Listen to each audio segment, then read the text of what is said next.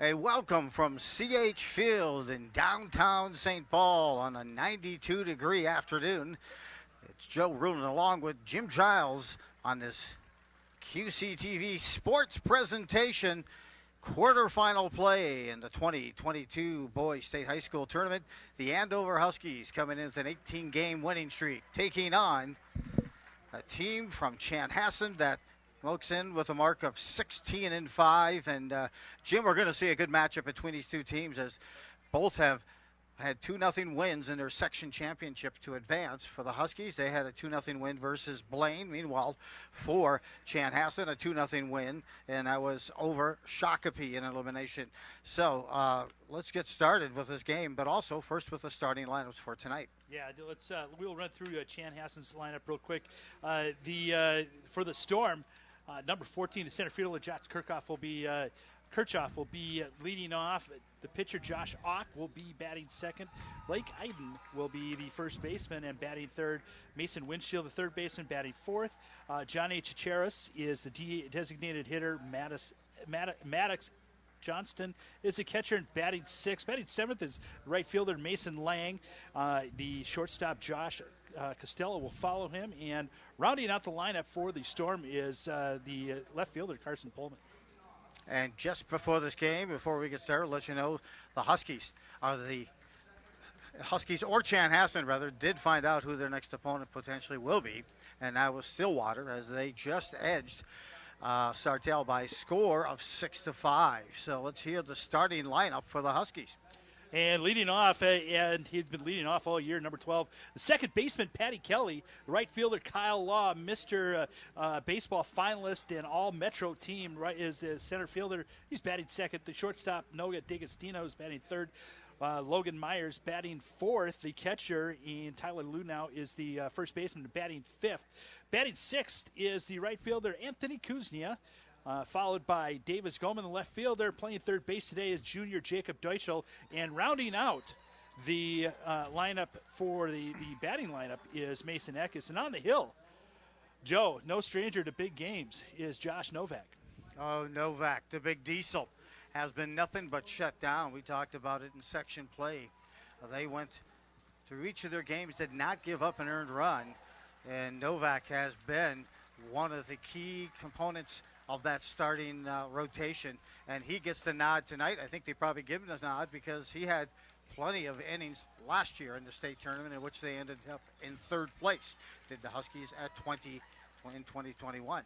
Yeah, he ended up pitching the semifinal game last year against the Hopkins team, or not Hopkins, Park Cottage Grove team, and ended up taking the loss in a close semifinal game. Like you said, they mentioned they came back to beat the Minnetonka Skippers in the third place game. Last pitch last Thursday in the sectional championship. At 6 1/3 innings, gave up 2 hits, no runs, 1 walk, and struck out 6. An ERA of about 1.06 for Novak as he starts on the mound again and taking some warm-up strokes. I can let you know we welcome. This is AO only. And audio only for this broadcast. Thank you for joining us.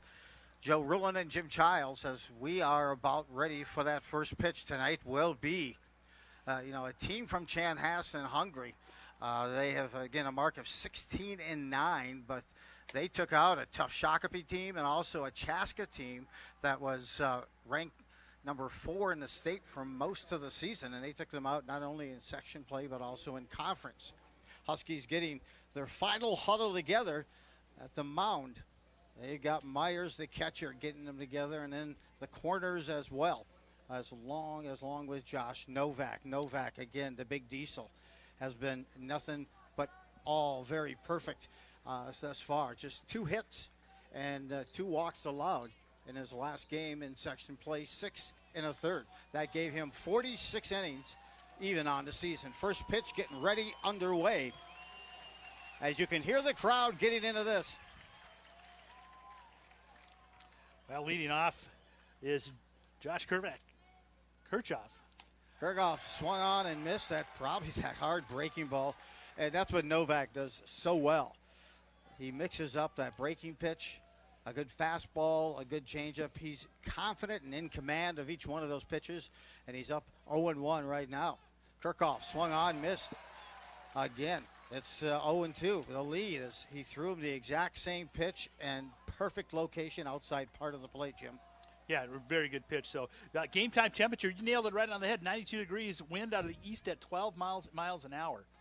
Just off the outside part, going with the fastball there. We are located, Jim and I, just in the broadcast booth, almost directly behind home plate.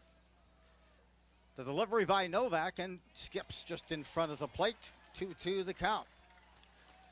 Yeah, good starts and good couple of two-strike pitches. One trying to get him to climb the ladder. The next one down in the dirt. We'll see a nice curveball here.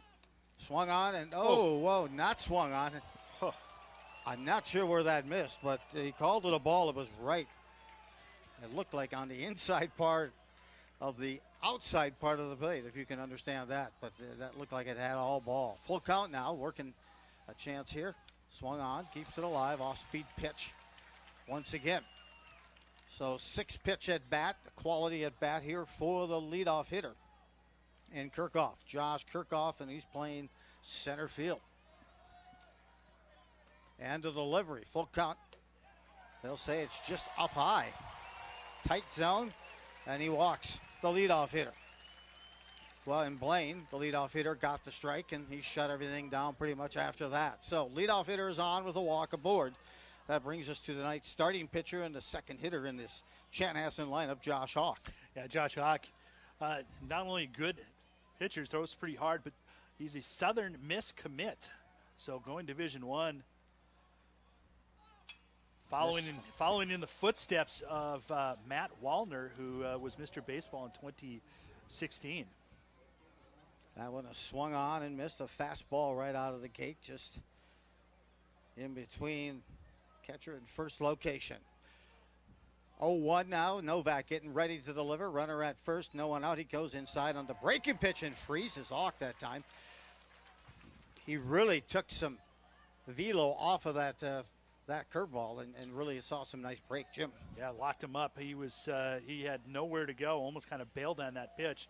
We'll see if they send the runner on this pitch. Diesel ahead in the count, and the pitch up high. Had a little extra juice on that fastball, thinking just in case that runner's going, he wants to give him some velo. You know, one thing that is pretty common is Novak is missing high, and when you're excited, you release, your body gets going a little bit faster, and that ball will end up high. Runner's on the move, and the pitch swung on and fouled. It was a 1-2 count. Not sure if that was an intended hit and run, but the leadoff hitter, and now on first base with the walk, Kirchhoff, was off and running and fouled back again by Auk. Yeah, Josh Auk. Auk had to make sure that he fouled it off, or it would have been a strikeout. Delivery here, and oh my, just off the outside part of the plate. He has tossed some amazing digits, some aces out there, has Novak. I thought that, from our perspective, was right on the inside part of the corner again. But 1 ball, 2 strikes, the delivery. Tries that breaking pitch. Can't connect there, so in the dirt. So the squad coming out. Chanhassen forcing Novak to throw a lot of pitches as we go to a full count here. 3 balls, 2 strikes, no one out. There's a runner on for Chanhassen. That's Kirchhoff, the leadoff runner. He throws over. Good call. Hey, that's something I would always say as a coach. 3-2, sometimes they think you're just going to throw home. Let's just go check anyway and see if we can get any early indications of a departure, shall we say. 3-2 delivery now by Novak. Off the outside corner, he misses. 2 straight walks now for Novak. And D'Agostino is going to come out and give him a little encouragement. The outfield alignment for the Huskies, Goman, Law, and Kuznia from left to center to right. Around the infield, Deichel is at third, D'Agostino's at shortstop, Patty Kelly's at second base, Tyler Lunau at first, and Logan Myers, the senior, is behind the plates. one of the emotional leaders And for the Huskies. I like what those infielders just did. Went up to Novak. A lot of those seniors, D'Agostino, also Myers just getting up there saying, hey, we got this, no problem. Yep. 2 walks, first 2 runners on. That brings the number 3 hitter up, and that's in Blake Ideen. Blake Ideen. He'll be playing first. Squares the bunt, and it was not tipped. It looked like it might have been a foul tip. It was not. Runners advance to second and third now without a bunt even put down. Yeah, I think Myers was crossed up. First pitch with a runner on second base. You give a series of signs from the catcher, and it looked like Myers just was crossed up. He was expecting a curveball, and it came in as a fastball. Well, the first inning of the game, if that's any indication, was Sartell, top half of the first against Stillwater. It's here to see that. They put up 3 in that first inning, ended up losing to Stillwater 6-5. So nobody out, 2 runners on for Chanhassen. They're on second and third. Huskies looking to hold them in. Right there's a ground ball foul, so 0-2 ahead in the count right now is the junior Novak. Yeah, and one thing that was a benefit, even though it was a wild pitch, it was an offered at strike by Ideen. Ideen will try to just put it in play. First and third are in on the grass for the Huskies defensively. Here's the delivery. Swing on and missed the strikeout, a key strikeout there for Novak. Shuts down the number 3 hitter. And he's a swing and a miss on that third strike. 3 straight pitches, and now he's back in that groove, and they'll be facing the number 4 hitter in Mason, Winjittle. Yeah, interesting call here is now they have called all of the infield up, trying to cut off that run at home plate. Runners at second and third, still just 1 out, but a key strikeout there for Novak and the Huskies. Misses on that first pitch just outside. Mentioned Novak has thrown 46 innings. This is his 47th. Go ahead, Jim. Yeah, you'll notice you almost see his body language kind of relax after that strikeout. Let's see if he finds that strike zone a little bit easier. Breaking pitch there. I like this angle. You can see the movement on it up here, Jim. And oh, yeah. That one must have been low because he called the ball. 2-0 to count. He'll get a hitter's count and a good pitch here. 2 balls, no strikes, 1 out. We're just in the first inning. Thanks for joining us. This is the boys' quarterfinals. And there's a pass ball. That gets by Meyer. They got him. I think he got him. Oh, he slid under it on the tag. Myers went back to get it, tossed it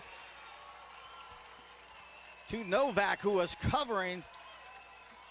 Novak put the tag down, but they said the leadoff hitter, Kirchhoff, who's just now scored from third, said he was under the tag. So it's a 1-0 lead for Chanhassen, and a pass ball there. That too just looked like that ball stuck in the hand of Novak a little bit more than usual. It did, and what a hustle play by Myers to get it, and Novak was hustling in.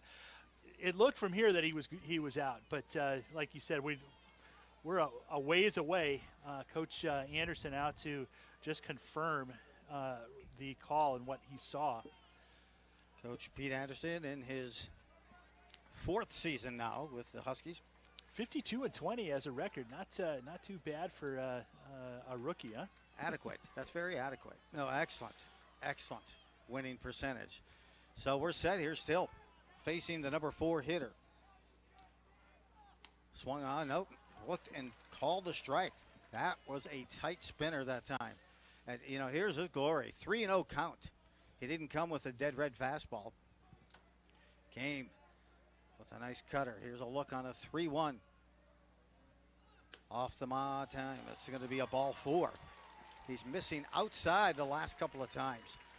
And now the pitching coach, John Heath, will come out and just settle him down and give him just a little break. On a night where it's 92 degrees in temperature and the humidity matches, that's why sometimes you might even see that ball stick in that hand, or maybe the grip won't be what it's used to. But Huskies are down 1-0, but it's so early. It's the first inning here, 1 out, and Chanhassen with that walk now has runners in first on first and third and one out, and it's going to bring up their number 5 hitter. That's Johnny Chicheris. Well, I tell you what, the Huskies starter Josh Novak, he is like a normal starter. Almost every good, one of your horses always struggles that first inning, just trying to get in the groove on a new mound, on a different environment.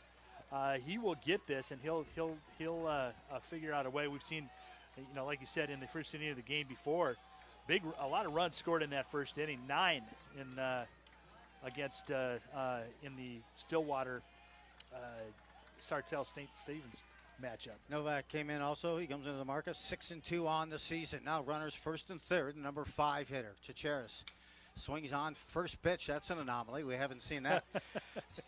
You've seen Chanhassen just kind of waiting up there looking for it, with the exception of the missed bunt attempt. That was by Ideen, who actually went down swinging. So Chicheris steps in. That's Johnny Chicheris. 1 strike, 1 out. 2 runners on for Chanhassen. This is the quarterfinals of the 2022 state tournament. Thanks for joining us on QCTV. Novak getting ready to deliver. He does. That's off the plate. And they're going to hold up on the delay. They get the runner at third. It goes over the glove that time at third base in air. And here's the runner scoring from first, and 3-0 lead now ensues for Chanhassen. An uncharacteristic move, as they had a delay still on with Winchittle, who just got walked. He hung up between first and second, which the Huskies handled tremendously. Meyer went down, threw a dart to third, but unfortunately that throw was airborne, and Doyshell could not bring it down. Went off the top of his glove. The runner, who was between first and second on the delay still, Winchittle, also scored along with that runner on third, and that was Auk. Got three runs, no hits so far. Swing in free, and not anywhere close on that one. 1-2 now. A good pitch coming right back is Novak. So a couple of errors for the Huskies here in the first. Uncharacteristic. But we can tell this team has put together 121 RBIs on the season. They can score some runs, Jim. Yeah, they certainly can. So, and it's still the first inning. A lot of baseball. They've got 21 outs still that they have to be they have to get. So, strike. Nope. No, missed on that. A little low on that breaking pitch. He certainly had the hitter fooled on that pitch, as he was watching Chicheris, that is. Johnny Chicheris now. 2 balls, 2 strikes. Pitch by Novak, swung on and missed. Nice pitch. Comes back to get him, and that brings some mental momentum. Even though you're thinking you're down 2-0, I'm telling you, he's around the plate, had some tough calls by the umpire. Maybe could have been called strike 3s to get him out of those first 2 hitters. But the key is he's staying in it, and the Huskies are looking forward to coming to bat. But they have 1 hitter standing between them, and that's the catcher, Maddox Johnston, who steps in. Yeah, Maddox Johnston, right-handed hitter, open stance. One thing I liked about the Meyer play, we'll talk about it at the half inning, Joe, but Myers did the right thing by coaxing him off the bag. Oh, he did. Absolutely. We'll expand on that. You're right. So it's a 1 ball, 1 strike count. They're going to say that's a strike. I couldn't tell if he called it a swinging strike. He tried to check a swing, or just a natural called strike. 1 ball, 2 strike. Novak wants to get to work. This one's fouled down the first base line, way behind on that fastball was Maddox Johnston. 3 across for Chanhassen here in the first. Andover swung on and missed Novak. A filthy breaking pitch ends a tough first inning for the Huskies, but it's just the top half of this game, and I can guarantee you the Huskies have tons of fight in them, and they go to bat with a 3-run deficit. You were talking about the throw down by Myers on that first and third play, Jim. Yeah, it's a delayed steal, so the runner will take off after the catcher catches the ball, trying to get in a rundown to see if they can score from third, while the attention is paid to the runner in between first and second. Myers got about 3 or 4 steps away from home plate, and the runner on third was far enough out where he could have picked him off, and that would have been a big momentum swing for the Huskies. Unfortunately, it went into right field and scored. 2 runs were scored. We just saw Pete Anderson gather his team right outside the dugout and give them a little calming down speech, I'm sure, kind of just, hey, listen, guys, we've been here before. We can do this. And they have been behind a lot this year. They've come from behind a lot. And there's no game that they feel they're out of. The squad has won their last 18, and they've had several 7th inning come from behind wins and one in the 8th.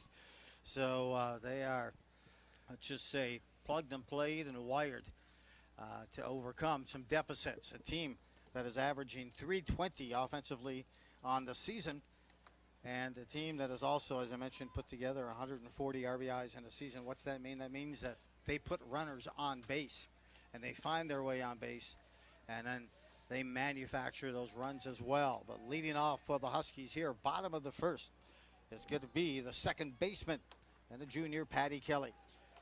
Yeah, another stat that is pretty amazing is they've got a +98 run differential, and that is that's really incredible. You're almost averaging 5 runs a game more. Patty Kelly steps in here, the leadoff hitter. .370 on the season, takes a strike there. Not only .370 as in terms of a batting average, but getting on base is a key. And for a leadoff hitter, that's a must. That's at .441.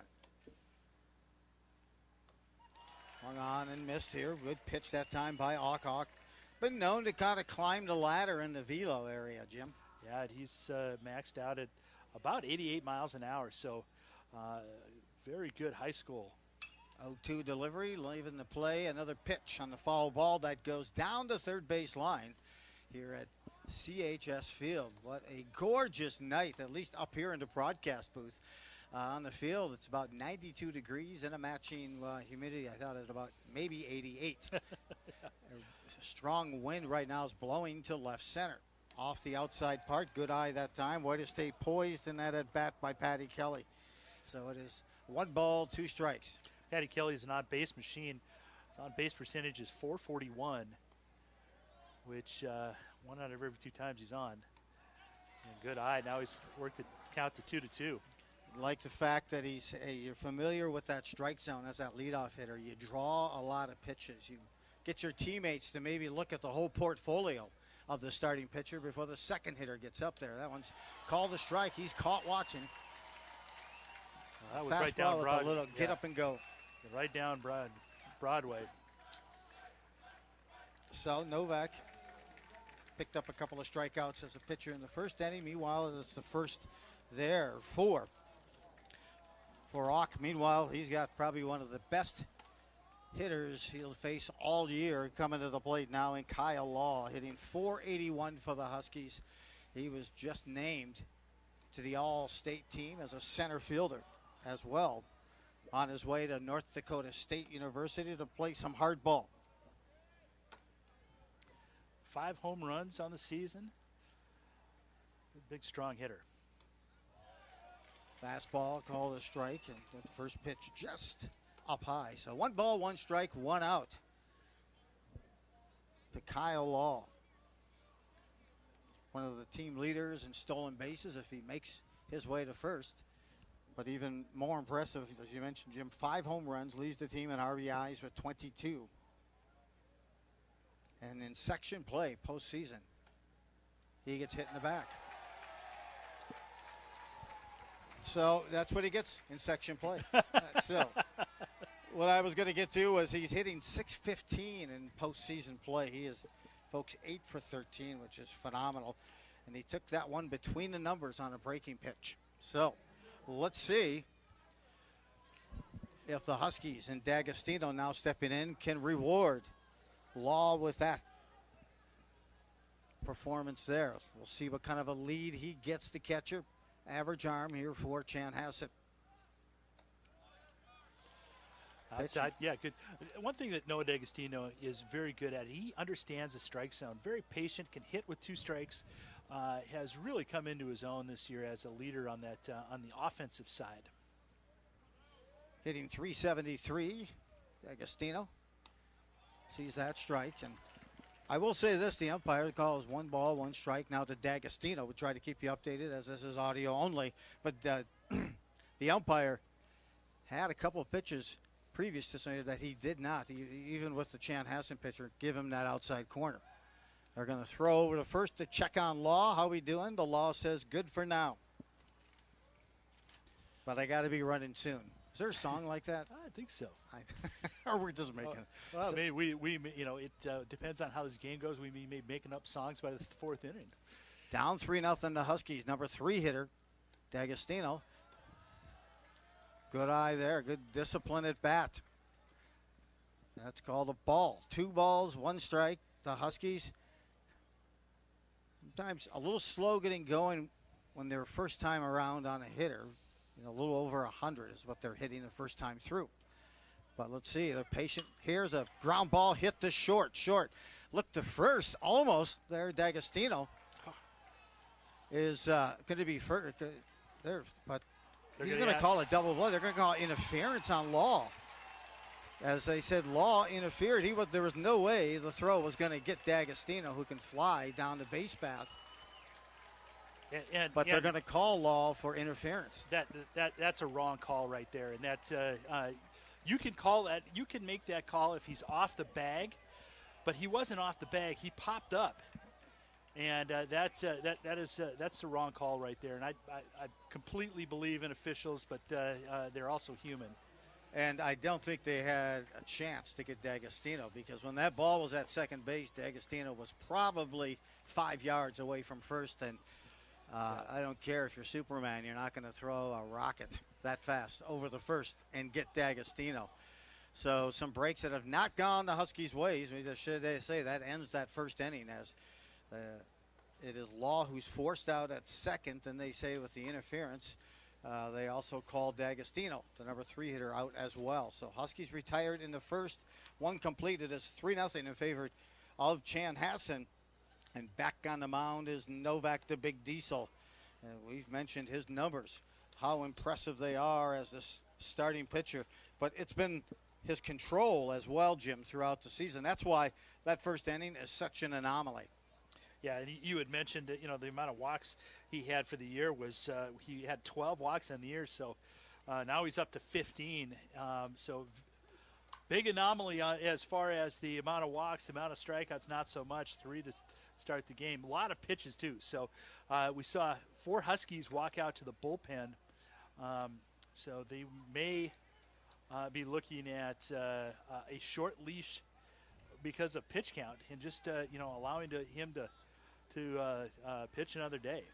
Oh, absolutely. And they've got depth in that bullpen. Absolutely, yep. They can come with any number of them. One that may come in tonight is Colin Anderson. He's got one of the top of the lowest ERAs in the state. I believe he was ranked number 2 with an ERA of .19 coming into this game. Novak misses with the first pitch. Way to Lang. Mason Lang looks at a strike there. And I'll tell you, 3 strikeouts for Novak in that first inning. He's thrown so well when he's been around the plate. They have not touched him. Lang swung on and missed, breaking pitch, dazzling them. He's challenging them. Stick in there and hit that ball, and he's up on this count. 1 ball, 2 strikes to the number 7 hitter, Mason Lang, a right fielder. There's a ball hit to short. Dago is there. D'Agostino flashes some leather, makes the grab, and out number 1, top half of the second. Yeah, you need to keep that leadoff runner off. They did, nice job, and they're batting 7, 8, and 9. So it'd be good to have a quick inning, get those guys back on the bats. Novak fastball way behind when fouls it down the first base line is Josh Costello. Costello, the shortstop, batting number 8 for Chanhassen. Here's a ball lifted to center underneath, but I was in center. Tough to see it there, and finally flagged, and it floats all its way to right field, and the Huskies have out number 2 there.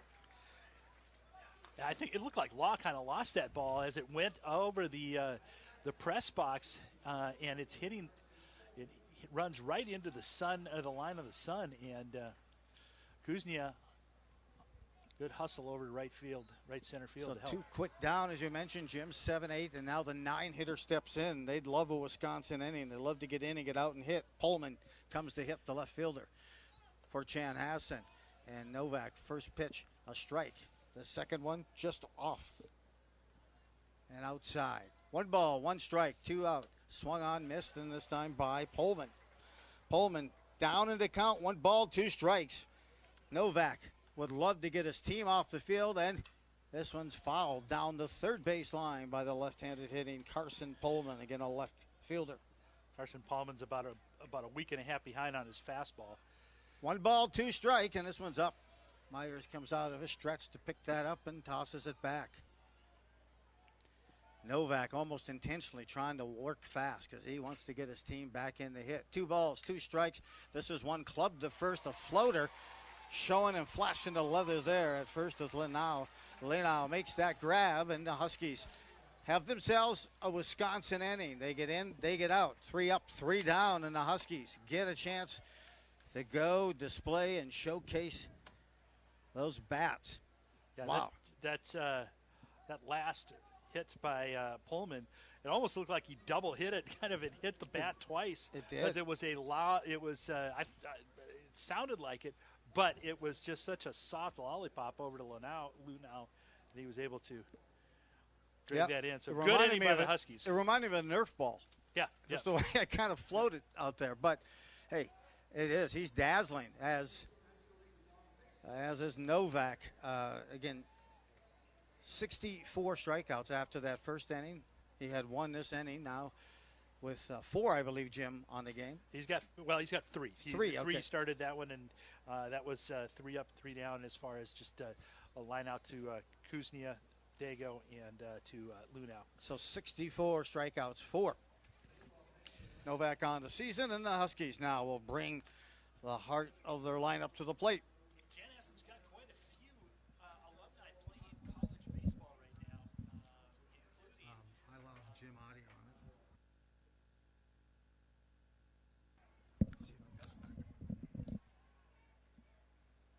Chase Eaton is playing up at the University of Duluth. They've got Mitch Cummings at DMAC down in Des Moines, along with Greg Bruner. And down at University of Alabama, Birmingham is Jordan Long.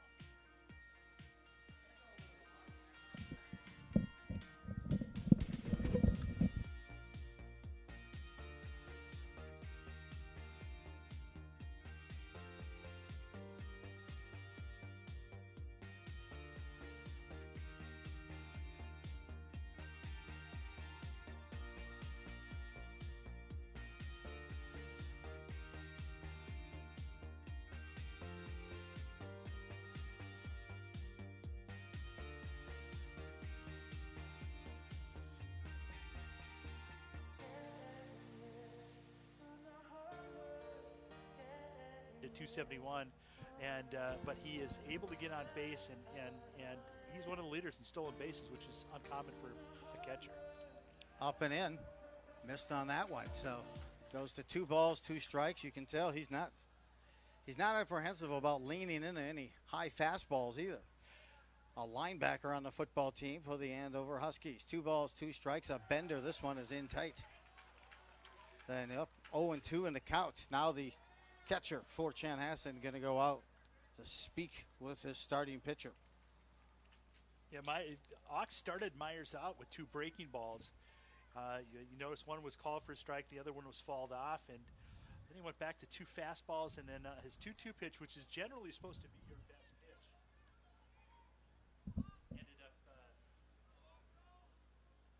upstairs. So we have a chance now.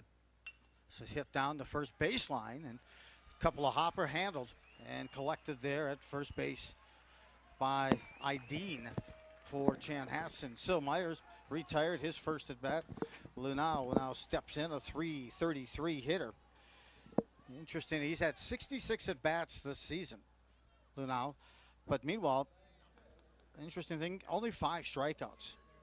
So he and Law have the least amount of strikeouts on the season for the Huskies.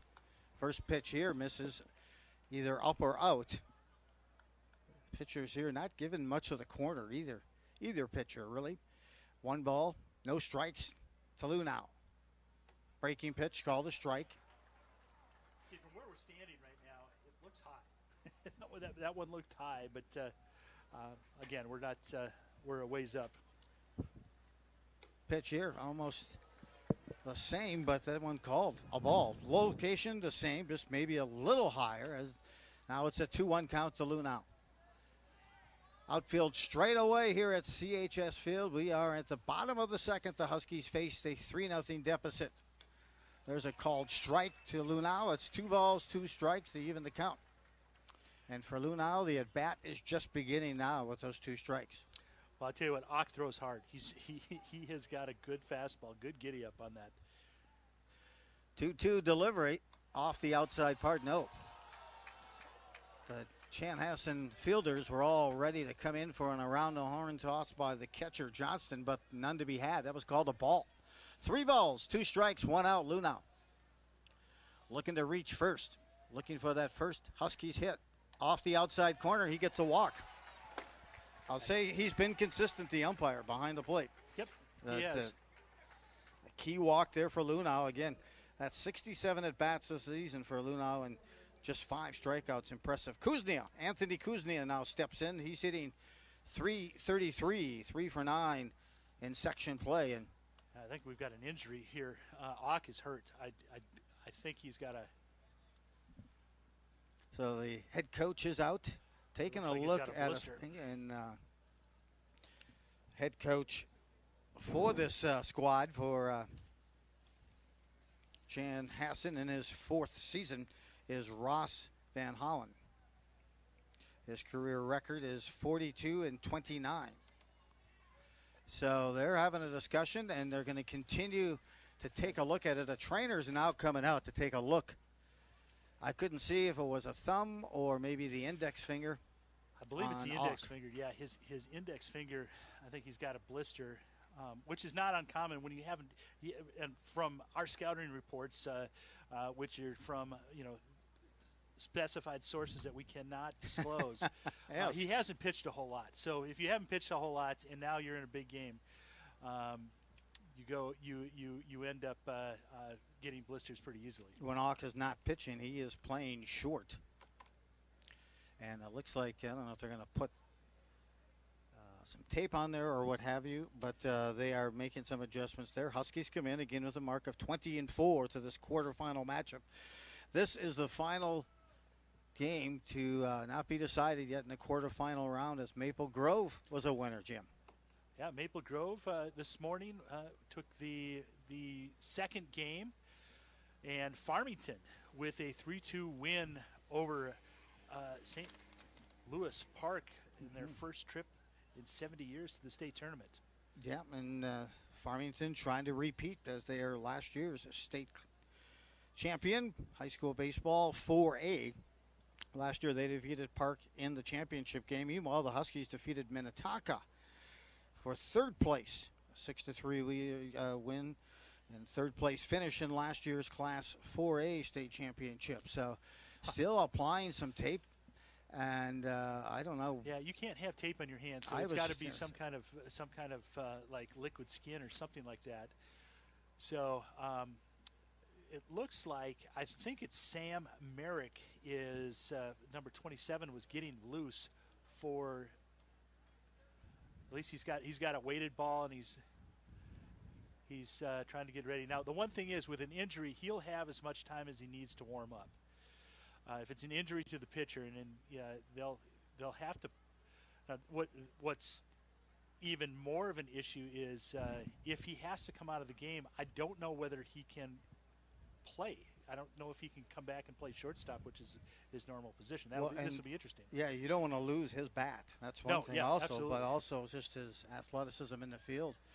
A player as a junior on his way to play some D1 ball next year, you have to keep him on the field and find somehow. But I really it's quite the mystery of what they're looking at with that injury, because they're bringing some additional training out, and he definitely will not remain as a starting pitcher, because I had seen the head coach signal for somebody else to get ready. And as you mentioned, Jim, they will have as much time as needed, unless it's some sort of miraculous healing component that took place, as we've got a bit of a camera up here, and Taylor's helping us, trying to focus in to see what may transpire there. But well, I think the other part is, if you remember, Maddox, the catcher, Johnston went out. Maddox Johnston went out to talk to him after the 3-ball count where he was missing high. So I wonder if the catchers know all. I mean, they're so smart. He probably ran out there just to see, notice something in his motion, or that wasn't coming out of his hand right. And boy, he may be going back to the mound. I have no idea what transpires here, but they put some sort of, I don't know if it was some sort of freeze or immediate heal, whatever it is. I want. Yeah, but well, they're going to give him a couple throws to see how it feels. And for the Huskies, it's nothing but good news, honestly, right now, because if they had to put something artificial on his hand, he's not going to have the feel he would normally. Correct. And right now he's just warming up with some fastballs. It's that spinner sometimes. If he if he wants to throw one of those, but no, he says he's ready. Wow, that's something. The head coach, now they do have somebody running out to the bullpen. That's Sam Merrick. He's running out there right now to get warm quickly. Well, that's all you can talk about is Sam Merrick. Well, he is by far my favorite Storm. Here we go. Chanhassen now back with their starting pitcher out there. The Huskies down by 3. Let's reset the story. There's 1 out, 1 on here, bottom of the second. And first pitch off the mark. Then swung on and fouled back by Kuznia. As we mentioned, Kuznia comes in with an average of .383 on the season. He's been hitting well in postseason play. He's 3 for 9. Lunau is at first. Reached on the walk. Either team able to collect their first hit. We are into the second inning. The bottom half, swung on and missed there. Well, it doesn't look like his finger's hurting him too much. Not at all. That fastball blown right past. Kuznia that time. He does have some see. You haven't seen him with the breaking ball yet, and that's where it looked like he was having the most pain, was throwing a breaking pitch. Let's see if he pulls the string and gets him one to Kuznia here. Runner is on first. He looked like he was getting ready to go. Lunau. Coach gave him an indication that perhaps Lunau was getting ready to lean and leave. 0-2 count. Kuznia hitting for the Huskies. Bottom of the second, 1 out, way outside. I like that play by Lunau. And I don't care what anybody says, you need to pretend you're going to run, even if you're not going to run when you're at first. And Lunau, that time, I think he startled the pitcher. He startled Auk that time, and Auk was way off the mark on that pitch. And I think he tried a breaking pitch also. Yeah, I think if you're the Huskies, you sit dead red and just look for that fastball. I think you're right. 1-2, there it is. It's swung on and missed by Kuznia. He went dead red all the way and gassed it by Kuznia. So 2 outs here, bottom of the second, and still at first is Lunau. And I like the fact Lunau continues, everyone just kind of get at it and trying to fake that steal. So 2 outs, but who better than Goman? Goman has been go-man for this section play. He's been going at an average of .666, 6 for 9 in postseason play. He steps in with a runner on first and 2 outs for Andover. Goes for the high heat that time, does Goman. He's got him chasing some high heat, and you can tell, it's a disciplined at bat, and you can see the Huskies want to get that first run through that lineup. Let's see if Lunau is set at first. He's got a big lead extending, and the delivery home up top on that fastball. So far of the 5-6 pitches, they've all been fastballs, Jim, by Auk. Well, he had that one breaking pitch that spun out of control. So I think you stay with what you've got right now. And Huskies, good. You know what's coming. Up and outside. High and outside, 2-1, and they're going to go have another talk with Hawk, as that is the catcher Johnson going out just to check in. I think he wants to check in and see, can we look at a curveball? Can we try something? Yeah. What happens when you're throwing that curveball, because that last one was ugly. Well, he may even be wasting time to make sure that somebody gets warmed up in the bullpen now, but that would be a little useless because they have you have as much time as you need if it's an injury. Well, he's got some, as you mentioned, Jim, get up and go, some velo on that fastball. So that has been helpful for him as he can sit back and throw that. So runner on first. Lunau swung on, missed by Goman. He was behind that. 2 balls, 2 strikes, 2 outs. Well, let's see if they're going to do anything here with Lunau. They hate to do the throw out there, but I'd like to maybe see a different view. Maybe move someone along. Goman over at first, a good pickoff attempt, but he's back in.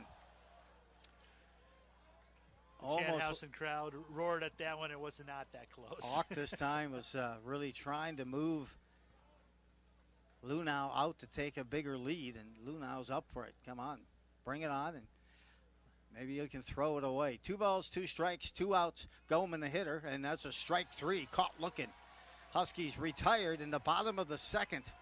A couple of strikeouts after the walk to Lunau, and they strand a runner at first. It's after 2 complete. It's Chanhassen 3 and Andover nothing.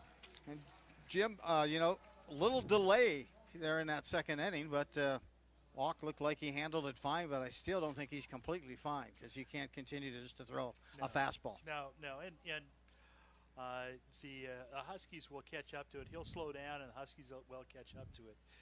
Both pitchers now with 3 strikeouts. However, pretty amazing. After they give him the miracle grow on his finger, he strikes out 2 Huskies. Yeah, there may be an informational that's available on that product coming soon. So we'll have to find out what the product is that they have this to apply. I mean, is it a freeze of some sort that maybe just, obviously those are all temporary, but they got to find out too when you're going to hit, what's the pain when you're making contact with the ball, and he's going to be due up second is Hawk, because the last 7, 8, 9 hitters in the bottom of the second went down in order to Novak and the Huskies as they step in for inning number 3, and that'll be the leadoff hitter Kirchhoff. Josh Kirchhoff reached in the first. I swear he looked at about 5 strikes, but he got the walk. You're right. Well, Josh Novak had a great second inning. We'll see if that continues here as they flip the lineup. Diesel gets him going on a swing and a miss outside pitch. That was off the corner, but it was a nice breaking pitch. He started him off with that same breaking pitch to start the game. He's up in the count. Novak 0-1. Huskies top of the 3. Down by 3, looking to get some mojo in their favor. Any type of movement, the Huskies will not flip their lineup for a couple more hitters. They have 8, 9, and then the top coming up. Swung on and foul. That's an off-speed pitch, another breaking pitch by Novak, and he's ahead of this account. 1 ball, 2 strikes. Still has a no-hitter going, and I know that we're not, as announcers, supposed to talk about it, but with a 3-0 lead, there is, and you're in the 3rd inning, and have not given up a hit yet. Strike 3, called him out. He opens the fridge. That is the umpire opening the fridge, grabbing the beverage and shutting the door.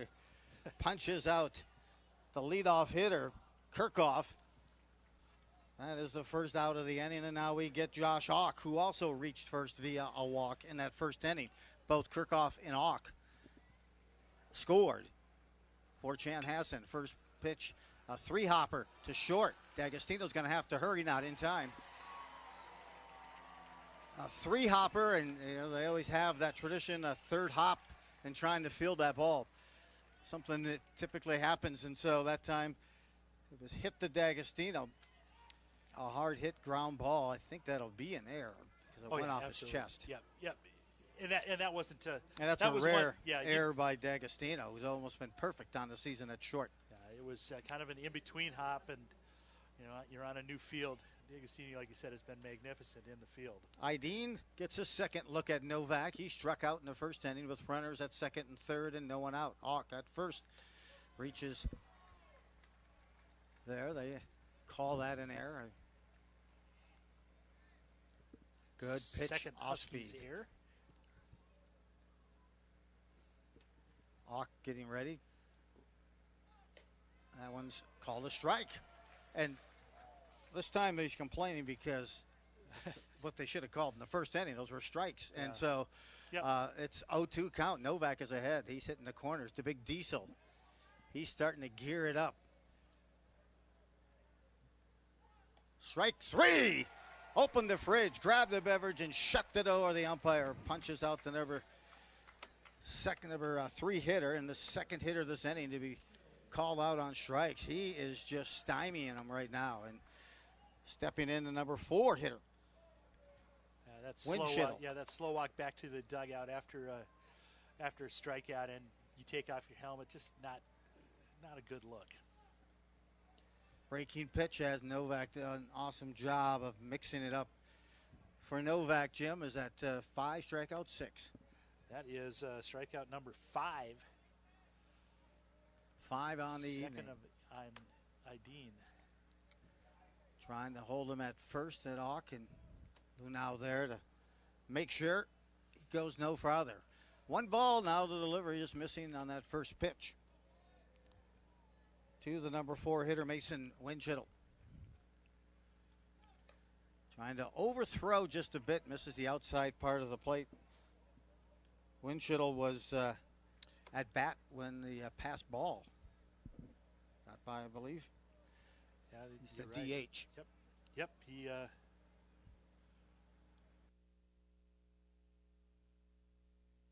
Dead red down the middle. 2 balls, 1 strikes. Now the 2 counts. Joe Rulin along with Jim Crash Childs, a former catcher. yeah, we'll see if the runner at first goes. Hawk looks like he's been wanting to go every pitch. You got to like that luck. It just makes you. It forces you to use extra energy to look over there, think, is he going to go? Is he not? And it's on your mind. I applaud that effort, because that's just. Takes a lot of effort to constantly, put that mindset in play. Here comes the Diesel. Hit the short. D'Agostino is there. He's going to get up to second. Not in time. He got to second, made a nice play to D'Agostino in short. Now that one may be called a hit, because he got deep into the hole, got to his knees, fired it over to Kelly, who was at second, but Hawk was clearly ahead in that run on that way. So runners at first and second. This will bring the number 5 hitter in Chechachiras. Yeah, they might even call it a fielder's choice and not give a hit or an error. Yeah, there was an opportunity, if he could get to his feet, D'Agostino, that he was going to get that runner at first. But Checharis is there, and they're having some discussion down below on maybe something that transpired. 2 outs, and the umpires are having a discussion. They have 3 umpires out here tonight. Well, it's Braden Pinkerton is the courtesy runner for Hawk out at second. I don't know if there was maybe some words said between second baseman Kelly and Pinkerton. Runners at first and second, 2 outs, and it's the number 5 hitter, Checharis. Johnny Checharis, he struck out his first at bat. Swung on, and this one's going to reach the seats down the third base line here at CHS Field. The Andover Huskies, led by head coach Pete Anderson, come into this game with a record of 20-4. A team that's averaging .320 at the plate and an ERA of 1.65. So far, the official score has not given an error or a hit, so they've got to call it a fielder's choice, I'm imagining, on that last play. Just off the outside note, a ball is called on that fastball by Novak. The last time up, Checharis looked absolutely fooled on his first at bat. Got caught looking and waved the wand at a couple he was not close to making contact with. 1 ball, 1 strike. That's on the outside part of the plate here. That misses. I think it's 3-1, even though the thing says 2-1, but they're a little bit behind on the counts. We'll take a look, but I'd want to know if I'm Novak. Novak now looks in, the big Diesel, the throw home, and that's misses inside. on the ball. So 3 balls, 1 strike, 2 outs. Hitters count here at 3-1. The number 5 hitter, Chicheris, looking in. Chanhassen a chance to extend this 3-0 lead, and here's a ball fouled back. Yeah, both runners on are a cause of some fielding miscues by the Huskies. Now runners at 3-2, so both runners will be off with the pitch. 3 balls, 2 strikes, 2 outs, 2 runners on for the Storm. Here in the top half of the third, up 3-0, and this misses inside.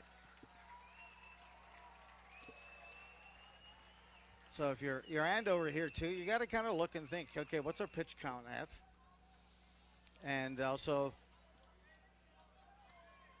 you know, is it worth taking a look at another pitcher to come in here in the 4th inning and trying to get Novak to work his way through here the bottom of the third. Bases are juiced here at CHS Field for Chanhassen. They are up 3-0 already. All 3 runs came in the top half of the first. Stepping in is Maddox Johnston. Swung on another tough play here, the third. Over the first, in time to get it. A full swing that looked like came out as a bunt, but picking it up in time is Deutschel to rifle a throw over the Lunau at first, and they retire Chanhassen, who left the bases juiced. And we are at the end of 2.5, and Andover trails 3-0. Yeah, nice play by Deutschel, who was able to get it on the right bounce and on the right hop and threw a bullet over to Lunau. And, you know, fortunately for the Huskies, those 2 miscues didn't come back to haunt him. So far, 6 strikeouts for Novak, 4 walks, and 2 Husky errors have done it. So pitch count right now, it's out the window. This is it for his tournament. So he'll be out there for 115 is my guess. So you're looking at Novak, who this is his 11th pitching appearance of the season. Had given up just 13 walks coming in. I stand corrected, 12 walks coming in, averaging about 1 a game. And he gave up 4 walks already this game, but meanwhile, still no hits. So they have still not registered what I thought at short they made. It was between a fielder's choice and some speed to beat out the throw at second, but still they gave it a fielder's choice, no error. And so still a no-hitter going there for Novak. So the big story is coming up at the mound right now for Chanhassen. He starts out with a curveball on his warm-ups, and that's Ock. As Josh Ock is working to see if he can get the feel back on that curveball, and 2 of them have spun into the dirt. A good show, good crowd. Yeah, really here good for crowd Andover out here. Absolutely. They are down the first base line behind the bench, and they are really a tremendous show of support here for this Husky team that has put together 18 wins in a row. And what's ironic about it is that they did not even win the Northwest Suburban Conference this season. Yeah. But in fact, you know, they did last year, but this year with a record of 20-4. That's how tough this conference is in the Northwest Suburban Conference. Meanwhile, for Chanhassen, you know, middle of there. They were in 3rd place in their conference as well. But they had to defeat Shakopee in their section championship twice, and they did to advance here. They won 2-0 over Shakopee, the same score that the Huskies took care of Blaine with, and they had won 4 straight. Did the Huskies in section play to advance to their 2nd straight quarterfinal appearance. And we're set here for the Huskies as they come to play. This one's off the mark on a breaking pitch. Looks like maybe that was a little bit of a slider. And that goes to Deutschel. Deutschel comes in hitting .294 on the season. And in the postseason, he's been hitting .300, 3 for 10. That's called a strike. Deutschel on the season, 10 RBIs. Looking to find a way on first. That's low. Good eye. What I like is you don't see Deutschel chase many pitches, and right now that's what you need. You need to make that pitcher work. he knows his job is to get on first base. It's not hit home runs, not hitting doubles, just get on first base. Let those folks with the in the first and second place have a chance to. Deutschel, meanwhile, 37 appearances on the season, just 2 strikeouts. He's up in the count 3-1. That's called a strike. And it looks like maybe you see a little bit of a cutter and a fastball, and that's it right now for Auk, the pitcher, who had some finger issues he needed to attend to. Was it a finger or a thumb? We're still not sure. As the 3-2 account, this one's lifted to second base. Hustling down, moving the feet, getting over second base, just in time to get Deutschel for the first out here in the bottom half of the third. So Deutschel puts it in play. A two-hopper high bouncer to second, and that is the first out. Meanwhile, bringing up the number 9 hitter is Andover and Mason Eckes.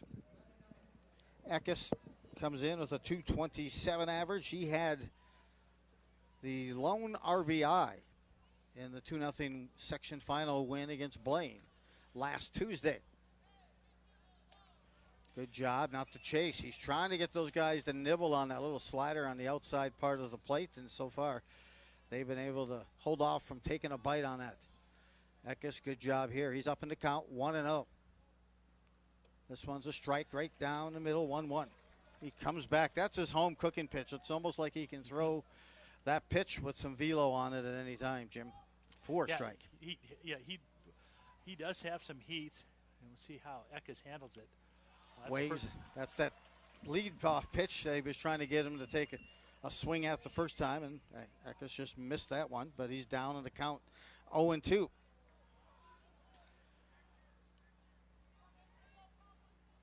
Well, Eckes has been a good situational hitter in the sectional playoffs. There's a couple times, once against Forest Lake, hit a sacrifice fly and did a nice job. You mentioned the 1 RBI that he had against Blaine. He's a good situational hitter.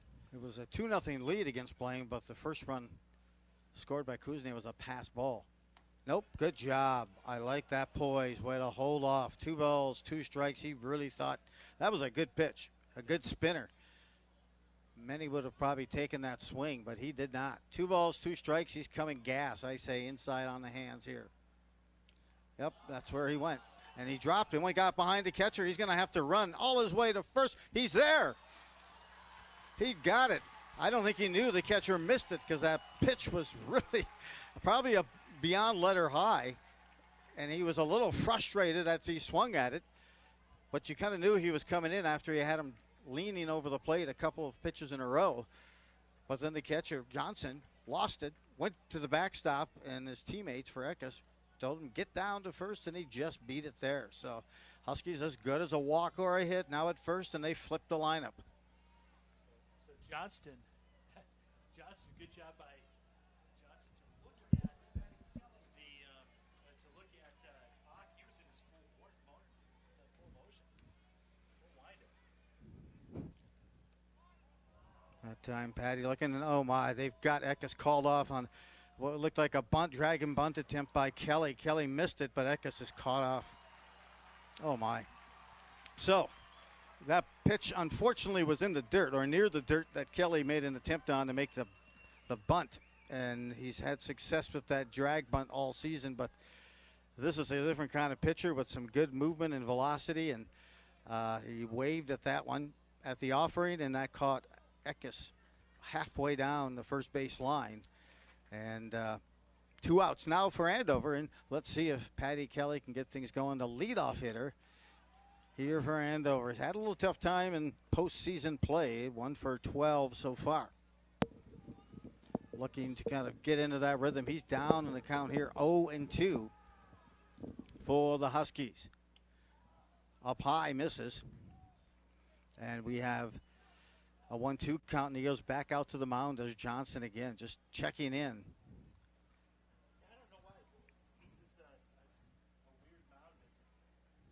I don't know if they want to know what their game plan is now with 2 strikes. Patty Kelly coming in for the season, hitting .370. He was out his first time up. Nope, holds back. Kelly his first time up. Was it a ground out to second, I believe, for Kelly?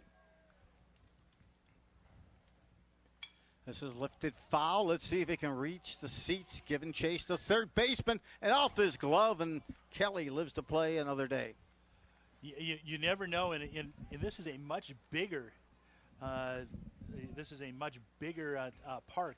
The foul territory is, and good job by the third baseman to get over there and just about caught it. Looked like it almost went off his nose. Hey, Kelly is extending his at bat. He actually struck out his first time up. I thought it was a ground out to second. 2 balls, 2 strikes, 2 outs. Here comes Kelly looking at a 2-2 pitch. Inside, no. Caught looking. His second consecutive strikeout. And the Huskies go down in the bottom of the third.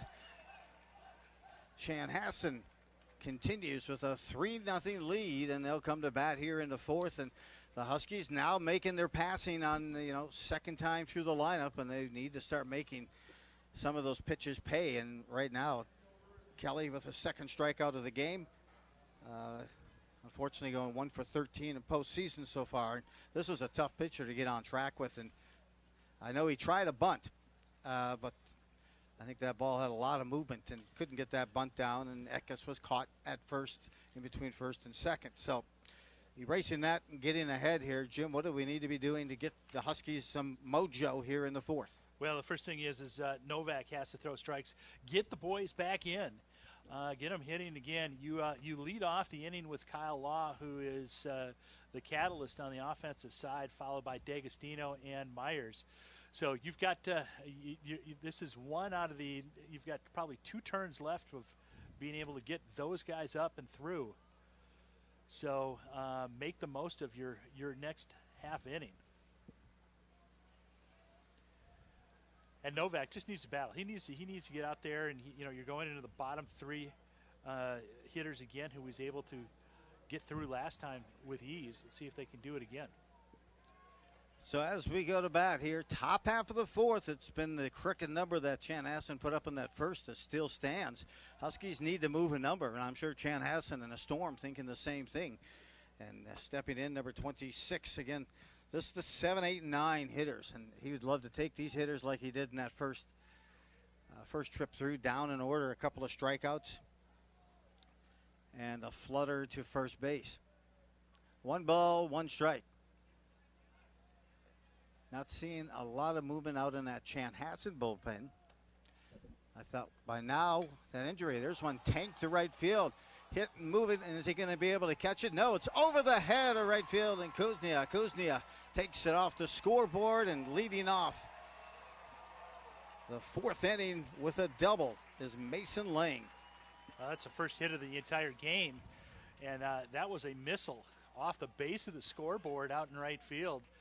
Kuznia looked like he initially had a beat on it, and then he jumped on his horse just to get back and took it off the warning track. Well, if you can look at those winds right now, when I started, it was moving pretty much to left field, but the winds now are blowing straight out to center field. You can see those here. You can see the traffic in front. So Huskies need to subdue this and make sure this run at second does not score. It's the number 8 hitter. Moves it ahead. It's going to be a tough play at first. No play at all. Well played by Pullman, who struck out his first time up. And on with bases at first and third. Yeah, that was a push bunt by Pullman. A right-handed hitter pushed it in between past Novak. And really, nobody covered it. Nobody moved. And to be honest, he could have easily made it to second base. That would be a hit. Number 9 hitter here is Carson Pullman. His first time up.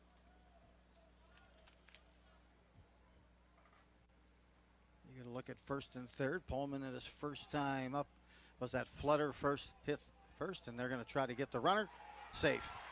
Oh, they put down a bunt again. Nobody was covering on that piece, and Novak came off the mound, charged it, got it, had to make sure that runner at third was not going to advance, and then made a throw to first, but by that time, Pullman made it to first, and the bases are juiced. I wonder if we're going to get a pitching change here.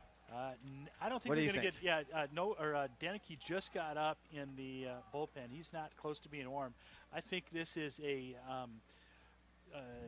pretty direct discussion on bunt defense and how to handle what's going on right now, because the Huskies just haven't looked the right way in the field. They have not been their good fielding team as they have previously been all year, really. Correct. It's fielding is like soft hands. It's a cadence. It's kind of a flow of a thing, and right now they've been playing, just kind of a herky jerky on the D side. So now they have no choice but to bring the infield in. Now, one thing you mentioned at the sectional final is batteries included, and they may need to recharge right now. This may be a suicide squeeze because this hitter has not done very well against Novak. In fact, Novak has dominated him. He walked his first time up, and that's in Kirchhoff. But, boy, those were, like I said, 5 good strikes he looked at. So right now he needs this strikeout, and that's why I'm wondering if you're going to see a bunt. You usually hate it with bases loaded because of the force. This comes inside, misses inside, and that's a ball. So 1 ball, 1 strike, bases juice for Chanhassen. They are up 3-0. This is the top of the 4th. Novak on the mound. Huskies certainly have the bravado to score some runs, but they'd like to minimize that. Swung on in this breaking pitch he's out in front of. And let's see if they can get a much-needed strikeout here by Novak. This is the leadoff hitter. They flip it through. This is the 3rd time now this Chanhassen squad has taken a look at Novak. Yeah, you're right. He needs a strikeout right here. Strikeout or a pop-up. 1-2 delivery, and back to the pitcher and up the middle, a base hit. That's going to score 2. Runner from second coming in. Here comes a throw by Law, but that's cut off at first by Lunau, and 2 more runs score the leadoff hitter finally.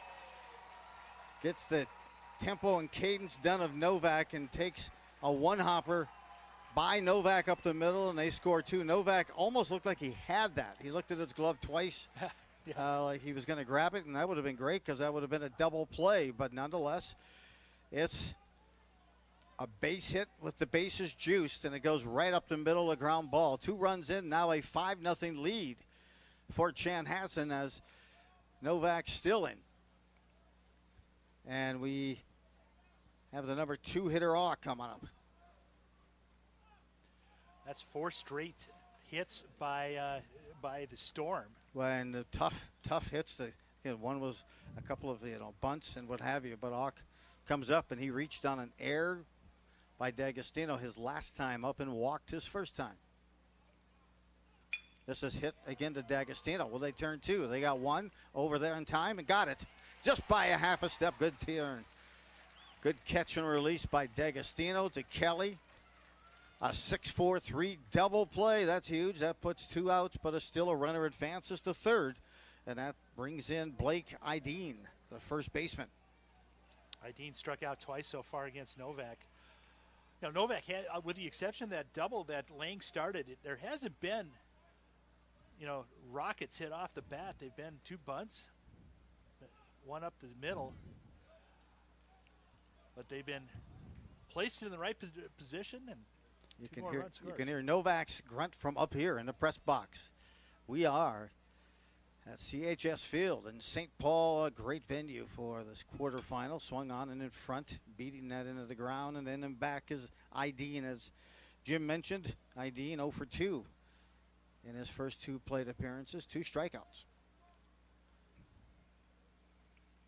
Huskies need to hold this to just a 5-run deficit. They have not been able to get extra at-bats on here in the first 3 at-bats. In fact, they just flipped the order to Patty Kelly to start to end that bottom of the 3rd as he struck out for his 2nd time, but they look for Law to lead off. Swung on, this one nubbed down the third base line. Going to be a tough play, picked up in time. No! It gets under the glove of Luna on the throw by third. And runner advances to second, and it is now a 6-0 lead. The runner at third scores, and just one of those. We've seen how many of those swinging bunts, and Deutschel coming in, made a nice save, nice play, but it was just up the line a bit, and as Lunau went to reach for that ball to try to get the runner who went under his glove. So I'm not sure who they'll give the error to, as I'm certain that has to be an error, not a base hit, although it would have been close. Well, so, they did give him a hit, believe it or not. They did. They did give him a hit. So 6 runs now for Chanhassen, and right back to us. Jim, I want a ball up here. Come on, that thing was coming at us. Thank goodness for a screen. That thing, another 6 inches, and that was over that fence and coming right at you. Do you have your mouth guard in? I just put it in. Okay, so, I want a ball up here. So Taylor says he's going to go back and get a net. No. I got my glove in the car. I just use it to catch hornets on the way home. But here we go. Runner on second, 2 outs. Swung on and missed. Again, very descript grunt as Winchell steps in here. So far, the DH. So we got some clarifications on that. On the last hit, it was a single, an error on the third baseman, an RBI. Swung on and missed. A strikeout. The Huskies end the 4th inning by giving up another crooked number, another 3 runs.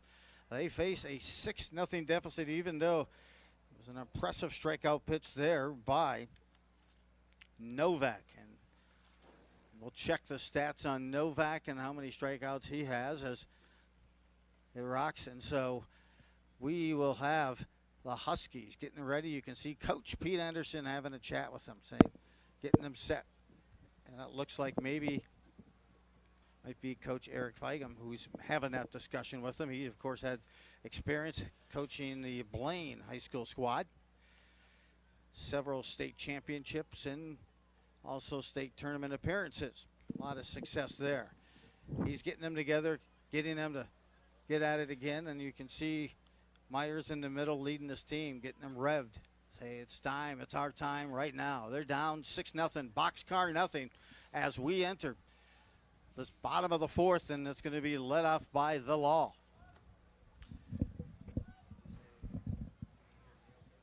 Well, Kyle Law, who's been the leader and Mr. Baseball finalist, Mr. All Metro, good opportunity to just set the tone right now. And you don't want him going up there trying to hit a 6-run home run. The Huskies need base runners. They're a smart team when it comes to this. Chanhassen was hitless before this inning started. Let's see if the Huskies can match it. If not, exceed it. Josh Auk has done well so far. Strikeout count for him is 5. Same as my body mass. So, or as Jim Erickson would say, for my ankle. We're set here. So Law set up Auk in that 2nd inning. We really thought he was done.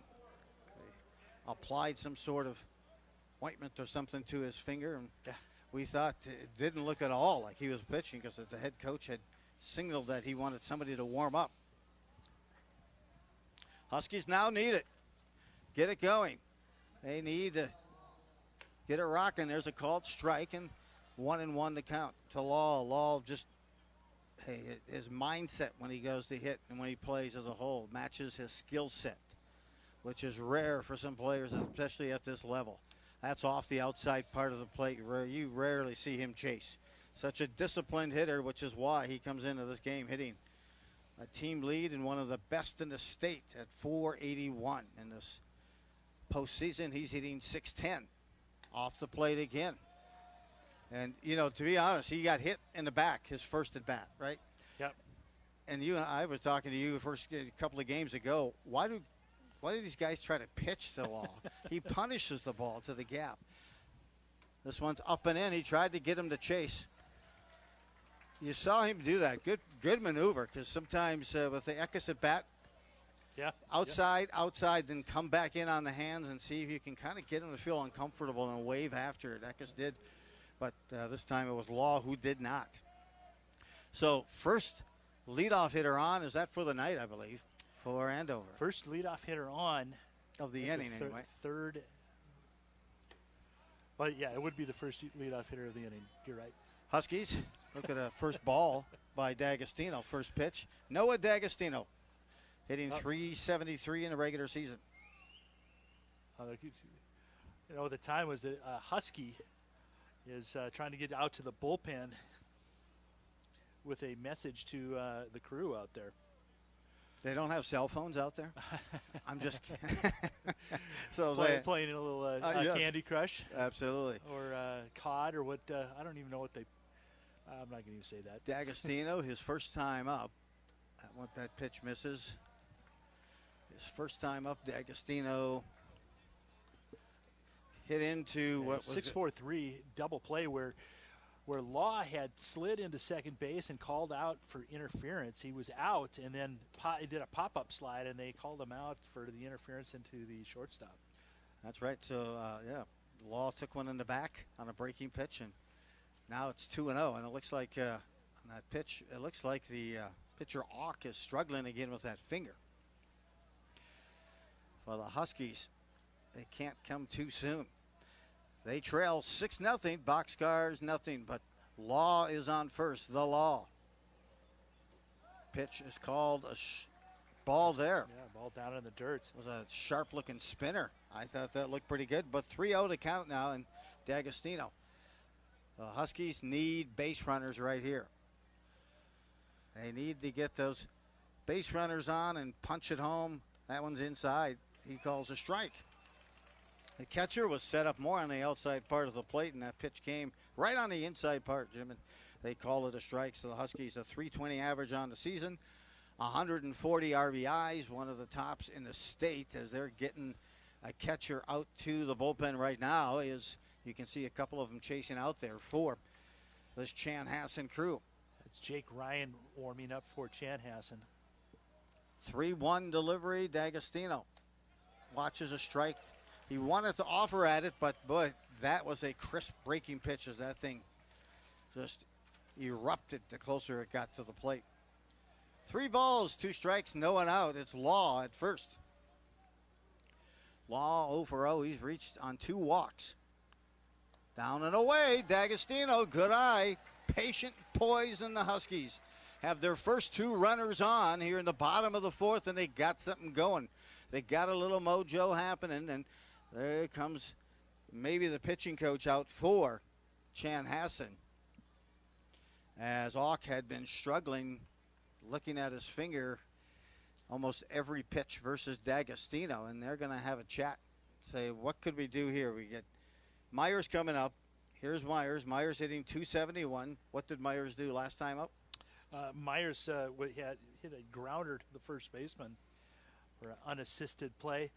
One thing, Joe, is Myers is, these hitters are smart. They understand that taking pitches right now is to their benefit, not only this at bat, but the next at bat, as they'll have a chance to see somebody who maybe is not thrown, close to 90. Number 4 hitter, Logan Myers, and again, hitting just 150 in postseason play so far this year. But again, he takes a lot of walks. 12 RBI, scored 17 runs, and he's been hit how many times, Jim? He's been hit 8 times. See, that's going to be his tattoo. Yeah. So here it goes. HBP 8. Let's take a look. Anything just to get the pitcher out of that rhythm. Maybe a fake bunt. I know it's a number 4 hitter, but move. Oh, first pitch, he swings. It's to center field, and center fielder has it. Law is going to go. Law's making a break down third base, and he will make it. First pitch swing by Myers, and it pops to center field. That's the 1 out. That's a little bit of a dangerous play there. You don't want to get thrown out, but the good part is you're at third base now with 1 out, and so fly ball will break the seal, the scoring seal for the Huskies. They just need to move a number, right? Yep. They've got to move a number, and so Huskies want to get this in any way they can. So staying at first was D'Agostino on that fly to center. Law advances to third, and now Lunau steps in. Lunau walked his last time up. Oh, my. fluttering to second base on a first swing again. Okay. I know you want to grip and rip, but he just walked the two guys, and they took the first two swings, and now we got 2 outs. 2 swings, 2 outs, and runners at first and third. And that's stepping in as Kuznia. Kuznia's got 19 RBIs on the year, one of the leaders. He's third on the team, so good time for number 20. Struck out his last time up, I believe. And last time up, I believe it was all gas, high gas. And Kuznia up, looking to find it. Curious here what you do with D'Agostino. If you can try to get him to run down, maybe get him in something, because Kuznia, having some trouble with this at bat and his previous. I think you send him right here and hope for a throwdown. We'll see what kind of defense Chanhassen is in. 0-2, Huskies down. 0-2 the count, 2 outs. Swung on and missed. So, 3 grips, 3 rips, and missed those 3. Huskies looked like they were getting ready to make a move. Had runners on first and second. The pitcher had just walked the last 2 hitters, and in a matter of a hiccup, we get 3 outs, and the Huskies now at the bottom of the 4th. Still trail 6-0 as we go to the 5th, and back out is Diesel. So, line score right now, Chanhassen 6 runs on 5 hits and no errors. Huskies no runs, no hits, and 3 errors. And, when you just add in the amount of walks, which is right now at 4 for Novak, that's actually, and the fielder's choice, that's actually 11 runners. That's it. Puder was the last pitcher that the Huskies faced. That was in the Blaine championship game. Huskies only managed 4 hits and 22 at-bats during that game, and hit 181 in that section championship game and 1 walk. So, but Huskies still a team with some high horsepower and able to create a lot of runs. And right now the job for Novak, we'd say, is get him in, get him out, and they start with the number 5 hitter in Johnny Checharias. Checharias is, I believe, 0 for 2 on the night. He is a 1 for 2. He walked the last time up. Or I'd say 0 for 1. He struck out that first inning to end that, and you had mentioned did not look good, and walked in the 3rd inning. Need to Left get, strata there. you got it. If you can get Checharias here first, the ground ball to second. Nice play there by Kelly on a hop throw in time to get him. A 1-hop toss by Kelly. Nice play, defensive play, and boy, they needed that spark. Did the Huskies at second by Kelly to get that first out of this inning. Yes, they did. And, one thing, Novak, he's a fast worker. He's already up in the hill just waiting for it. Maddox Johnston steps in, the catcher, his 3rd at bat tonight. 0 for 2, strikeout and a ground out to the 3rd baseman, Doschel. That misses off the plate. I can't see, is that Denicky that the Huskies have throwing out? It's Denicky out there. Luke Denicky, sophomore. No, he's been thrown for a while back there, but fouled straight back. 2 balls, 1 strike, 1 out. 6-0 lead here for the Storm, and the Huskies need a storm of runs when they come to bat in the 5th. Swung on and missed, and great pitching there. That looked like the ball just fell off. Just at the end of a table, just dropped an inside movement. Tough pitch to hit. 2-2. That one's up high. So we're at 3 balls, 2 strikes.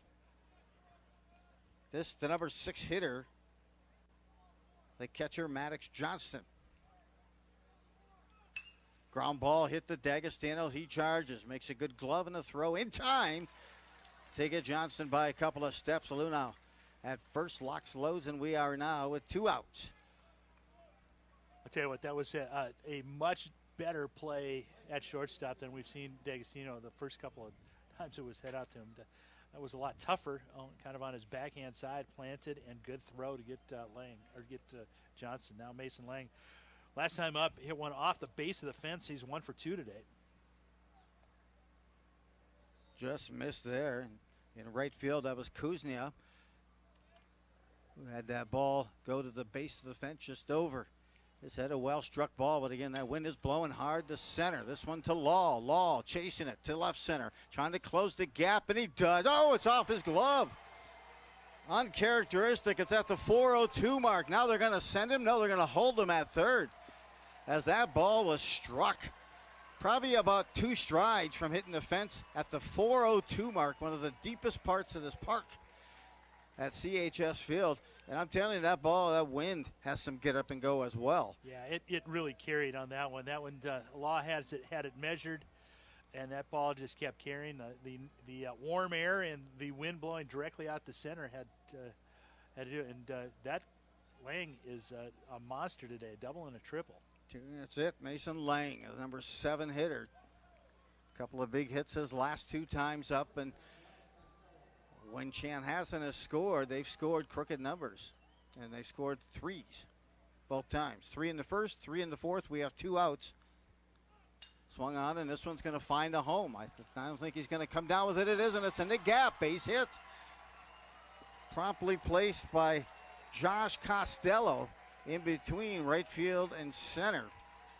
Well struck ball. That was slicing away from Law. There was no way he could get to it, or Kuznia.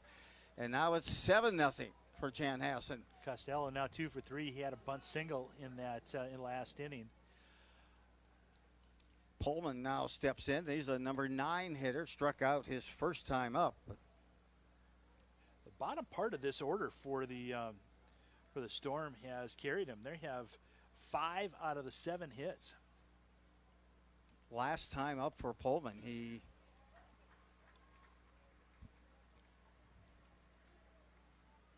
home in a flew to first. That was his first time. His last time up, he was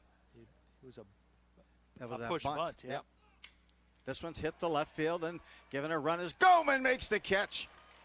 Extends the glove on a slicer from the left-handed hitter, Pullman, and Goman gloves that thing almost near the left field line.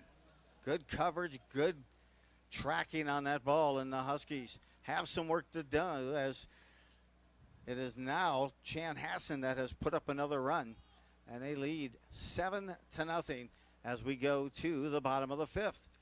Goman, if he does not catch that, that is a inside the park home run without a doubt, as it was slicing away from him. There's no way he's going to get back up from Law.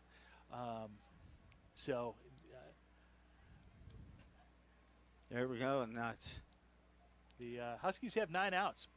They've got to score 7 runs, and within the next 9 outs, it's going to be a challenge. Ock has been outstanding, and we'll have to see if they can somehow mount some kind of rally. And the Huskies are bringing somebody in from the bullpen. Yeah, that's Luke Deneke. Luke Deneke will most likely take over in the top of the 6th inning.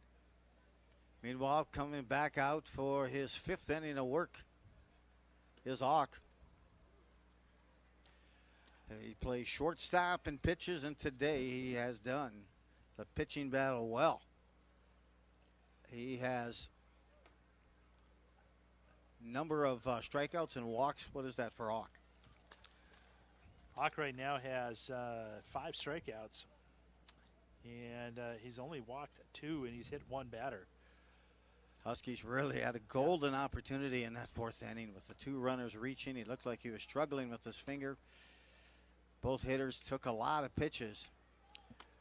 First and second, no outs, and they couldn't punch anyone across. Well, you had a good call. Huskies all of a sudden got really aggressive and went after that first pitch for the next 2 hitters rather than trying to work it. Goman in now. Goman hitting .283 on the season, but he's been having success in the postseason.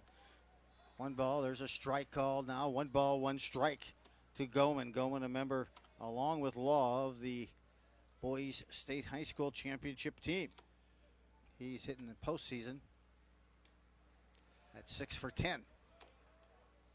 Hitting 600. Yeah, struck out the last time, and really it was almost a mismatch.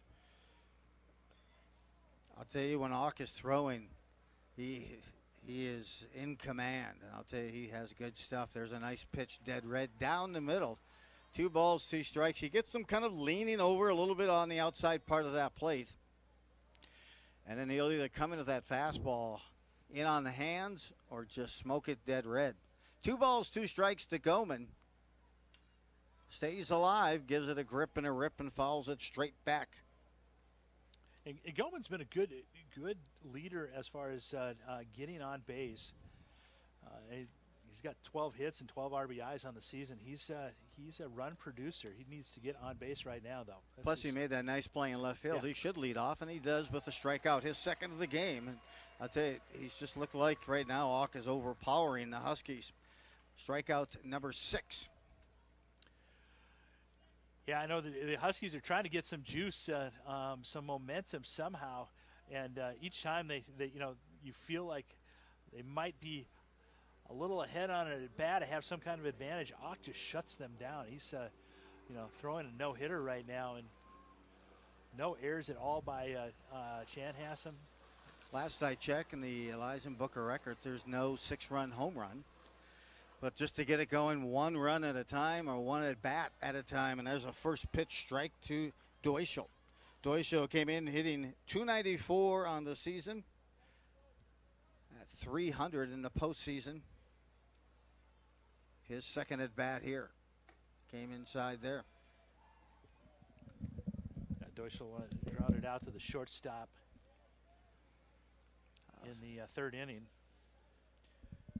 Down 7-0, but hey, that just makes for a more interesting comeback for the Huskies as we are inside. Wow, that pitch got away. Just missed the melon that time of Deutschel. 2-1 now to count, and that's going to happen when you have a pitcher with a bad finger or whatever, thumb, whatever it is. If it's an index, if it's the middle finger, but you have to make them throw some pitches. Yep. Certainly do, especially when now you're down to 8 outs. Comes back with some heat right down the middle. 2 balls, 2 strikes. Huskies still looking for that first hit.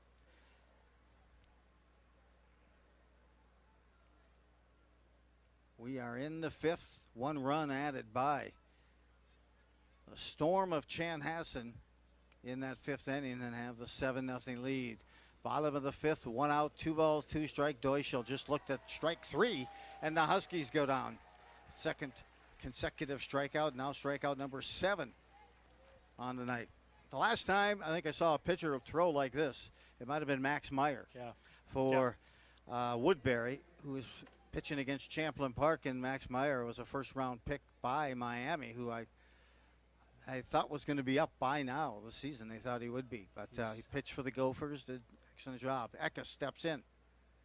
Mason Eckes reached after he struck out at a high fastball. The catcher missed it.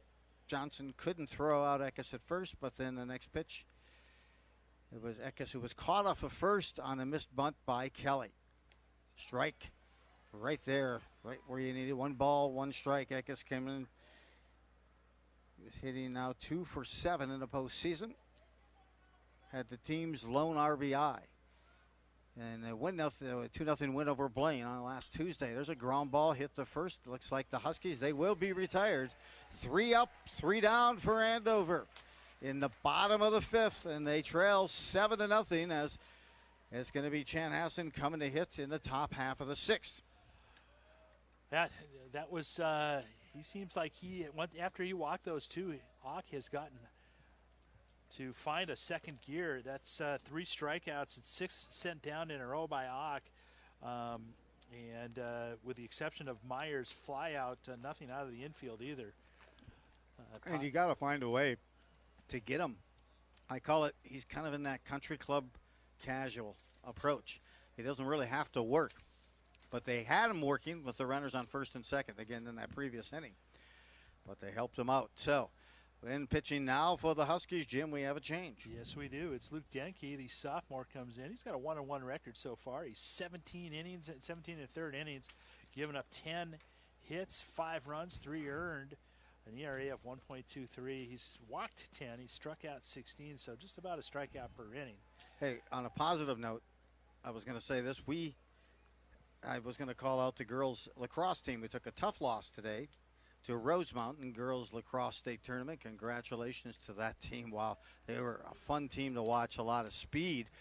But another team that has shown some great success is the boys track team. Yes. Wow, first in the state for a team, and I actually caught a little bit of that meet at St. Michael on Saturday, and unbelievable. I don't know how those guys have hair on their head. They run so fast because mine's come off or I outgrew it. But it's amazing, the speed and the athleticism. Tell you, Blake is just a beast on that track. Wheeler, I know why he had 37 touchdowns this year. The guy runs a 400-meter quicker than the Hiccup, and the relay teams on top of it. Evan Colmus was always great this season. He always did a great job of keeping me posted as well. I know Binstock did well in the high jump as well, and some of the long jump components as well. What a great season for that boys track team of Andover. And the success of the athletic program at Andover this season for the entire year has been just unmatched. So we've got a pinch hitter right now. Braden Ellenberg, the senior, will come in and pinch hit for Kirchhoff, the center fielder. What can we expect from Deneke on the mound? Deneke's a lanky kid, 6'3". He's got a good fastball in the low 80s. I get some feedback from Dan Johnson, former Tampa Devil Ray, who does some pitching coach with him in the offseason, who said he likes this kid's ability, his length, and his arm slot, and says he's got some good movement on the ball. Yeah, he's got a good curveball. He's good lineage with that Deneke name. That pitch there misses, 3-1. And as you mentioned, Deneke, a good up-and-comer for these Huskies. Strike called right there. Came back with a good snap. Some good get-up-and-go on the fastball. And Deneke, as you said, not a lot of pitching time this year, 7 innings, but an ERA of 1.0, and comes in and misses that 3-2 pitch in the dirt. So they hit their first walk, and Deneke will set up, and he'll face a tough battle here in Hawk. We'll have a pinch runner as Isaac Merrick will come out and pinch run for Ellenberg, who worked out that walk. Gets a nice high five. Some fist bumps from his teammates. I was going to get back to and just send out a congratulations to all those coaches at Andover. I also saw, I'm sorry his name, was watching the 100 and 200 meters from Champlain Park. Oh, so many good races out there, and the speed was unbelievable. The talent. Oh my gosh. Strike called right there. Good location as the Huskies try to invigorate and begin with some sort of resemblance of the momentum they're used to. They've been down. Having a deficit is nothing new. There's a breaking pitch inside. Runners going to second. They got him. Good throw down and an out as D'Agostino gets there. As when you're faking that bunt, there's a lot of different things happening. Yeah. And he missed the bunt. Meanwhile, Myers threw a strike, and it was almost like a quarterback throwing open a wide receiver as he threw to the point of the bag at second, the tip of the bag, and D'Agostino got there as that ball was coming down and slapped that tag. Yeah, really nice job by Myers, or just to hit that bag. And anything you need to diffuse a scoring opportunity and create some momentum. You can hear the Andover fans cheering on, trying to get behind the Huskies as they trail 7-0 here in the 6th inning. It's fouled back and out of play, and chance now for the Huskies pitcher to try to get up top here. 2 balls, 2 strikes.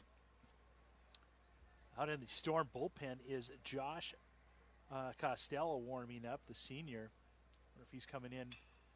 There's a line drive just by. Looked like it was going to take a hop, but Auk drills one beyond Kelly. As that ball was whistled into right field, and now they have a runner, and they'll get a pinch runner coming in for Auk. With a runner at first and 1 out, the number 3 hitter is ID'd. Blake Ideen.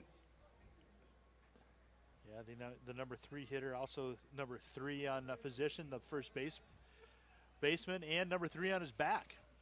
And hey, here's the thing. This is the 4th at bat for Chanhassen. The Huskies have only their top hitters. They just flipped the lineup. Here's a pop fly hit to left field. Let's see if Goman can get over. He does. He overruns it, and it gets behind him. That drops. It'll be called a hit, but he obviously lost it in the lighting or something out there, so he overran it. Almost ran to that left field line, and then it bounced. It came back over his head in play. The Huskies surrender another hit, but that typically would be an error, but because it didn't hit the glove and what have you, and the baseball rule of hits and errors, it's considered a hit. So 2 runners on. The number 4 hitter comes up in Winchittle. What's he done to so far, Jim?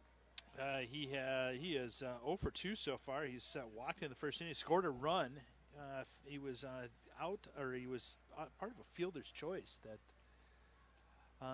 actually was on. It went to D'Agostino in the hole, and D'Agostino went to second rather than first. They call it a fielder's choice, and it's also flown out to Kyle Law. He's up ahead in the count, 2-0, and swung on and missed him. I like that heat on a fastball that time by Deneke. As you mentioned, Deneke came in as 10 base on balls and 16 strikeouts.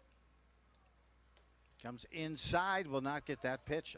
Thought he might get that call to strike, but it's 3 balls, 1 strike, 1 out on what's turning into, weather-wise, a gorgeous night at CHS Stadium. And this one's fouled down the right field line and over the top of the mezzanine here at CHS Stadium. So 3 balls, 2 strikes, 1 out. Runners at first and second for the Storm from Chanhassen. Inside, he hit him. Tried to throw a spinner. Got him on the elbow. So bases are juiced. 7-0 lead for Chanhassen. 1 out, and they bring the number 5 hitter, Chicheris, to the plate. Meanwhile, Myers goes up and has a little talk to try to settle down. Deneke, he's been catcher, part counselor tonight for the pitching staff for the Huskies, as he's had to make a few trips. As the Huskies defensively have had not a performance we're used to seeing from them. Yeah, you're absolutely right, Joe. It's I know that they'll be disappointed, but really, there's a ball stripped right down the first base line under the glove of Lunau, who is playing in. 1 run is in for Chanhassen. 2 runs in. They'll hold him at second. 2 RBIs after struggling with his first few at-bats. Checheres picks up a double and 2 RBIs, and now that lead is extended to 9-0. They've got Mason Eckes getting loose out in the bullpen. John Heath out to talk to Deneke. Just too much of a plate. Having a chat, everyone comes in, and the Huskies won their first game last season in the quarterfinal against Hopkins. An impressive win, some good pitching. One pitcher we should say that they are missing this season and had a phenomenal freshman year was Anthony Pardo. And Pardo, in the first game of the season, had a leg injury occur, and really I think many thought it might have been misdiagnosed, thought it was something less than what it was, and finally he had to have some surgery on it, and that ended his sophomore season. So, but he had an outstanding freshman season as they're taking some more time. As we got a pinch runner out at second base. I believe that is Thomas Humbert. Chanhassen has opened up a 9-0 lead, 9-0. So the Huskies need to be concerned right now. They have a chance to go from 6 outs down to 3 outs if they allow another run in, as the 10-run rule will come into effect. Deneke, just tell maybe a little of that body language, just a little disappointed. There's 1 out. That was the throw out on the steal attempt. This one is knocked down. Good play by D'Agostino. D'Agostino runs the runner back, still tries to throw one, not in time. Good glove work that time by the senior, flashing some leather. Hashtag FTL at short.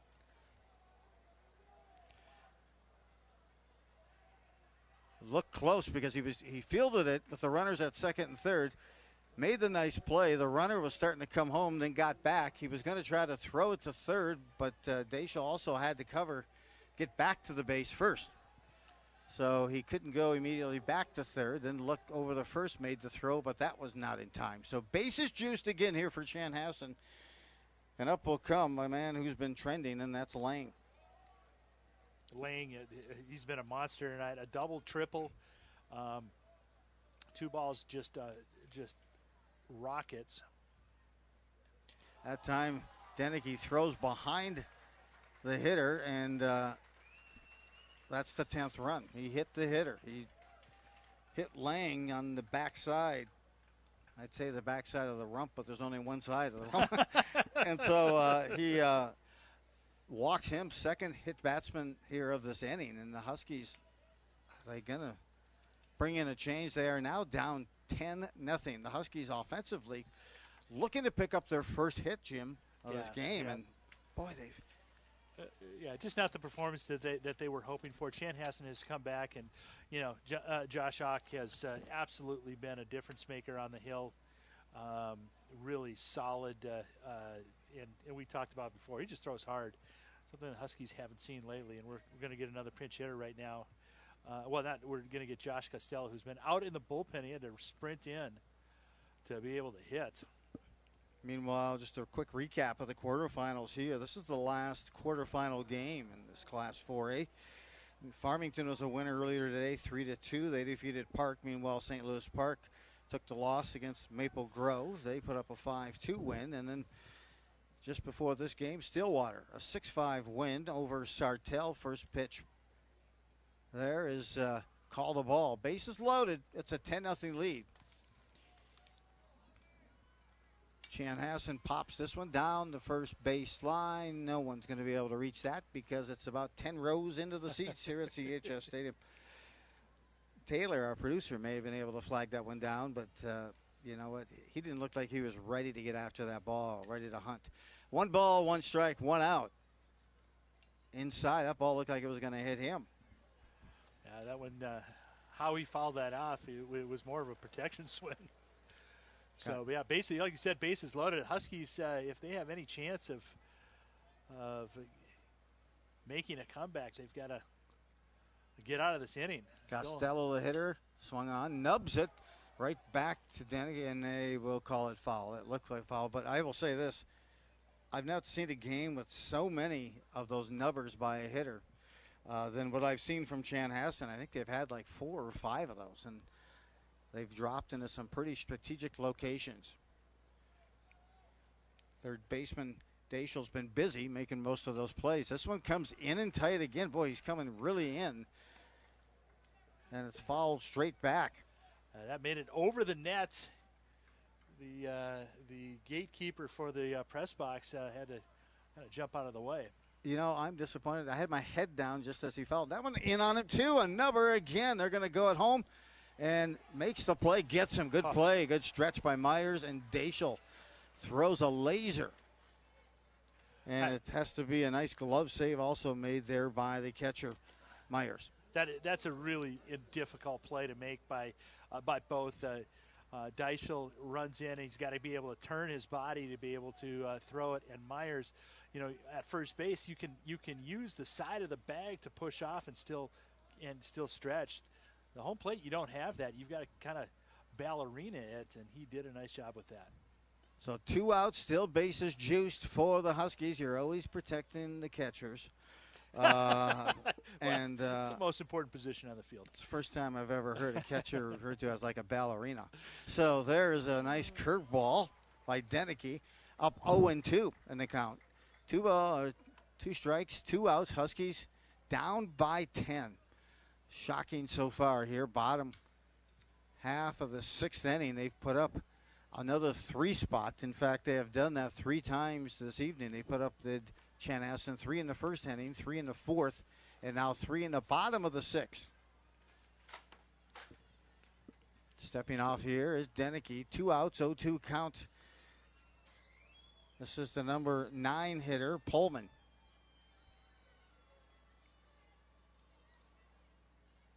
Pullman waiting now in the delivery. Deneke way outside with that fastball. Is it Pullman with a double his last time up? Yeah, Pullman had actually flew out to the center fielder. That's what it was. Yep. Here we go. 1 ball, 2 strikes. This one's lifted again to center.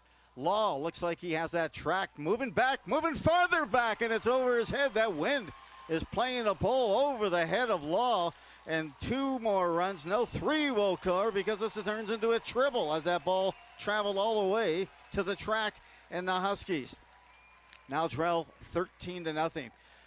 That wind, it seems like it's caught Andover by surprise. It just continues to carry out farther and farther, and I'm not sure what the velo is on that wind, but it's Law, who's a very sure center fielder, has had a couple of tough plays out there tonight. So we are at 13-0 here. A 6 spot is what Chanhassen has put up, and they turn the lineup over to the top of the order, and this is number 23. Kirchhoff was the player who actually started the game for Chanhassen. Braden Ellenberg came in and got a walk, and then ended up Isaac Merrick ran for him, and now he's hitting in the slot. 6 spot up for Chanhassen. Swing here, and that is down low. Now a throw down, and back in time is Pullman. Pullman, as I'll tell you, he tagged that last one, and I surprised Law. It looked like Law had that tracked well, and he just continued to move back and caught up in that jet stream and took off. There's a nub to second base. Will it find its way through? Trying to make the play is Kelly, but unable to get it over the first. He was deep in the hole. It was a good play for him just to glove it and get to it. But another run scores on that infield hit. We're at 14-0 for the Huskies, and not for the Huskies, but a deficit for the Huskies. As coming up now is the number 2 hitter in Auk, Jason Hawk. So you may be wondering why Deneke is still out there. One of the reasons why is with the pitch count and the fact that you've got a possibility for 2 more games.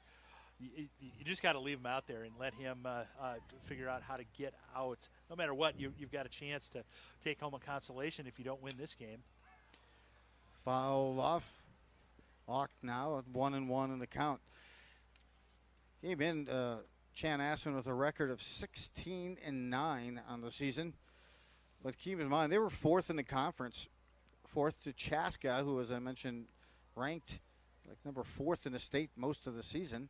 They also beat Benilde St. Margaret and also St. Louis Park, who also, all of them were ahead of them in their conference. So a tough conference. And they came out and hit their stride at the right time. They do have one common opponent, and that was Champlin Park. And fly ball out to right field. Kuzni's got it measured. And has that. Waconia, another common opponent that they had. And they beat both of them, I believe, had wins over Waconia. Meanwhile, the Huskies finally retire. Finally retire this Chanhassen squad, but not before they give up 7 more runs, and it's a 14-0 lead. 14 runs, 12 hits, no errors for Chanhassen. Boy, it's gone perfect so far. And you wonder if they're going to keep Auk still in this game. Well, he's got a no-hitter going, and a no-hitter at the state tournament is not a common thing, and I don't know why. Yeah, they're going to keep him in there. He's going back out. You look at pitch count, I'm not sure what it is, But you mentioned, hey, it is a no-hitter, and he's got to shut down. If he can shut the Huskies down here, it's over. Yep, it is, and you're not going to use him the rest of the tournament anyway because he's already passed his allotted pitch count for more than 3 days rest. So the Huskies start off, and they're at the top of the order. So Patty Kelly, Kyle Law, and Noah D'Agostino.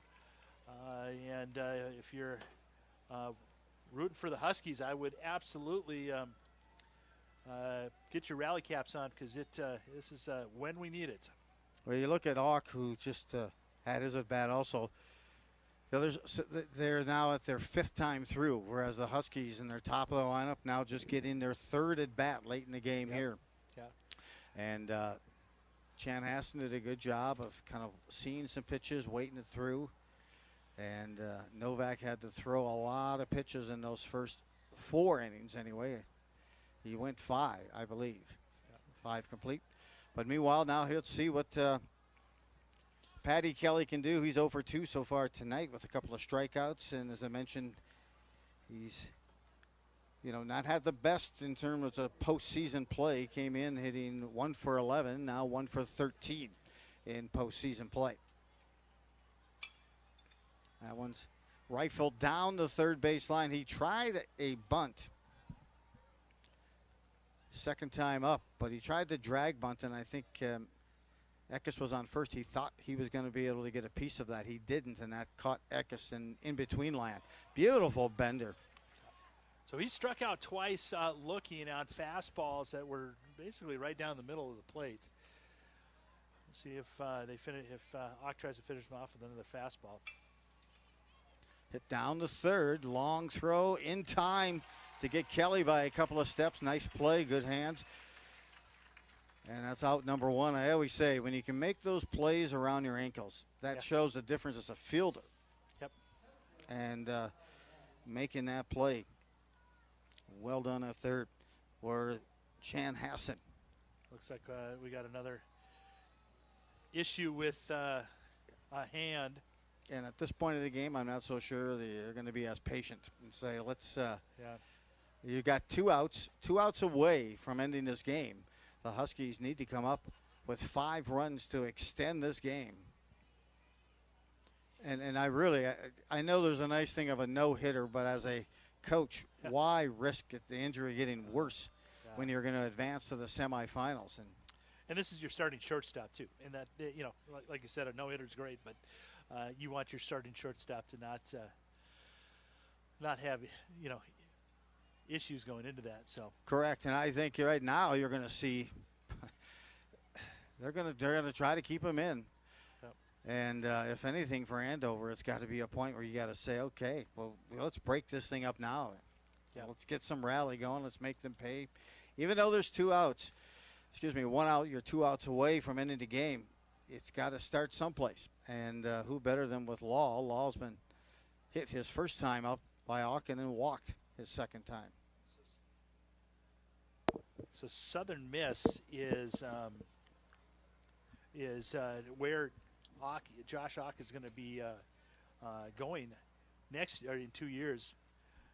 And Auk is a excellent baseball player. A couple of Minnesotans have done well down there. One of them, Matt Wallner from Forest Lake, who was signed to go to UND and they canceled their baseball program. He ended up landing at Southern Miss, and that is a great baseball school. He had a great career, and then I don't want to say Charlie Fisher because he's from Maple Grove, but there's a Fisher from Edina down there right now that's doing very well for I think it's the Golden Eagles.